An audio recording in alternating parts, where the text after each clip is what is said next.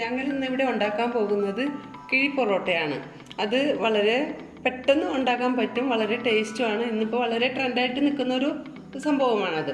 അപ്പോൾ അതിന് വേണ്ടി ഞങ്ങൾ വാഴ എടുത്തിട്ടുണ്ട്. ഒരു നീളത്തിൽ ഒരു വാഴ എടുത്തിട്ടുണ്ട്. അതിൻ്റെ മുകളിൽ 2 പീസ് വാഴ ഇങ്ങനെ എക്സ്ട്രാ വെച്ച് കൊടുത്തിട്ടുണ്ട്. അപ്പോൾ ഇനി നമുക്കത് എങ്ങനെയാണ് ഉണ്ടാക്കുന്നതെന്ന് നോക്കാം. അതിന് വേണ്ടിയിട്ട് നമ്മൾ ആദ്യം ഒരു പൊറോട്ട എടുത്ത് വയ്ക്കുക.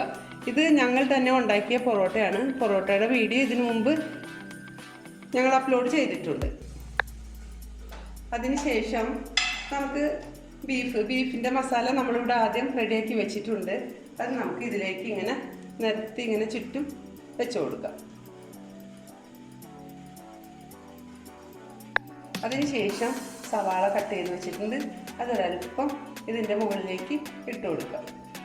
അതിൻ്റെ കൂടെ ഒരൽപ്പം മല്ലിയില, ഒരൽപ്പം പച്ചമുളക്, 2-3 പീസ് തക്കാളി, ഒരു 2 പീസ് വേപ്പില. അതിൻ്റെ മുകളിലായിട്ട് വേറൊരു പൊറോട്ട കൂടി എടുത്തു വയ്ക്കുക. വീണ്ടും നമ്മൾ ആദ്യം ചെയ്ത പോലെ തന്നെ കുറച്ച് ബീഫിൻ്റെ മസാല ഇതിലേക്ക് ഇടുക. അതിൻ്റെ മുകളിലേക്ക് നേരത്തെ നമ്മൾ ചെയ്ത പോലെ തന്നെ കുറച്ച് സവാള കട്ട് ചെയ്ത് ഇങ്ങനെ ഇടുക. 2-3 പീസ് തക്കാളി കട്ട് ചെയ്തത്, അല്പം മല്ലിയില, ഒരു 2 പീസ് പച്ചമുളക്, അല്പം വേപ്പില. നമ്മൾ ഈ ബീഫ് കറി ഇടുമ്പോൾ ബീഫ് ഡ്രൈ ആയിരിക്കരുത്, അല്പം ഗ്രേവിയോട് കൂടി വേണം. ഇനി നമുക്കിത് കിഴി പോലെ കെട്ടാവുന്നതാണ്. അതിന് മുമ്പ് വാഴ ആദ്യം തന്നെ വാട്ടണം കേട്ടോ. വാട്ടിയിട്ട് വേണം നമ്മളിത് ചെയ്യണമെങ്കിൽ, അല്ലെങ്കിൽ നമ്മളിങ്ങനെ മടക്കുമ്പോൾ ഇത് പൊട്ടിപ്പോകും. നമുക്ക് ഈ വാഴയുടെ നാര് വെച്ച് തന്നെ അങ്ങോട്ട് കെട്ടിക്കൊടുക്കാം.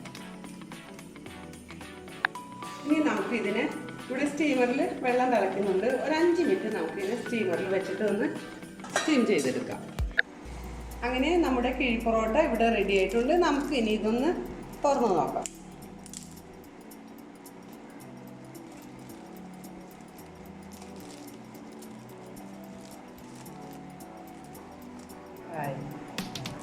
നോക്കൂ, ആ ഗ്രേവി എല്ലാത്തിലും കൂടെയാണ് കുഴഞ്ഞ് നല്ല ഭംഗിയിൽ വന്നത്. നല്ല ടേസ്റ്റും ഉണ്ടാവും, നല്ല ചൂടും ഉണ്ട്.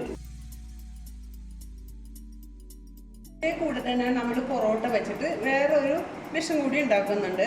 അത് കൊത്തു പൊറോട്ടയാണ്. അതിനുവേണ്ടി നമ്മളൊരു പാൻ വെച്ചിട്ടുണ്ട്. പാൻ ചൂടായിട്ടുണ്ട്. അതിലേക്ക് ഒരല്പം വെളിച്ചെണ്ണ ഒഴിച്ചു കൊടുക്കുക. ഒരു ഇത്തിരി നാളികേരം നമ്മൾ കൊത്തി വെച്ചിട്ടുണ്ട്. അതിന് ഇത്ര കണക്കൊന്നുമില്ല, ഒരു 5-8 പീസ് ഉണ്ട്. അതിൻ്റെ കൂടെ ഒരു ചെറിയ പീസ് ഇഞ്ചിയും 2-3 അരിയും വെളുത്തുള്ളിയും കൂടി കട്ട് ചെയ്ത് വെച്ചിട്ടുണ്ട്. അതൊന്നങ്ങനെ ജസ്റ്റ് ഒന്ന് സോട്ടായി വരുമ്പോൾ നമ്മൾ എടുത്ത് വെച്ച് കുറച്ച് സവാള അരിഞ്ഞ് വെച്ചിട്ടുണ്ട്. ഒരു ചെറിയ സവാളയാണ് കട്ട് ചെയ്ത് വെച്ചിരിക്കുന്നത്. ഇത് അതിലേക്ക് ഇട്ട് കൊടുക്കാം. ഇതൊന്നും വാടരുതിട്ടാ, വെറുതെ ജസ്റ്റ് ഒന്ന് സോട്ടാവും, അല്ലാണ്ട് വാടരുത്. അതിൻ്റെ കൂടെ മല്ലിയില, പച്ചമുളക്, തക്കാളി നമുക്കിതങ്ങോട്ട് ഇട്ട് കൊടുക്കാം. അതിൻ്റെ കൂടെ വേപ്പിലയും ഇട്ട് കൊടുക്കാം. ആവശ്യമായ ഉപ്പും ഇട്ട് കൊടുക്കുക.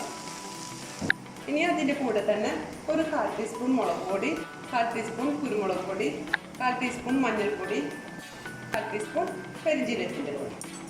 അതിനുശേഷം ഇത് നന്നായി മിക്സ് ചെയ്തിട്ട് നമുക്ക് ഇതിലേക്ക് ഒരു 2 മുട്ട അടിച്ചൊഴിക്കാം. പ്രത്യേകം ശ്രദ്ധിക്കണം, നമ്മളിട്ട് സവാളയും തക്കാളിയൊന്നും വാടി കുഴയരുത്. ഓക്കെ. ഇനി ഇതിൻ്റെ കൂടെ നമുക്ക് ഒരല്പം ബീഫ് ടോസ്റ്റ് ചെയ്ത് വെച്ചിട്ടുണ്ട്, അതിട്ട് കൊടുക്കാം. ഇനി ഇതൊന്ന് നന്നായി മിക്സ് ചെയ്തതിന് ശേഷം നമ്മളിവിടെ പൊറോട്ട ചെറുതായിട്ട് കട്ട് ചെയ്ത് വെച്ചിട്ടുണ്ട്. ഇത് നമുക്ക് ഇതിലേക്ക് ഇട്ട് കൊടുക്കാം.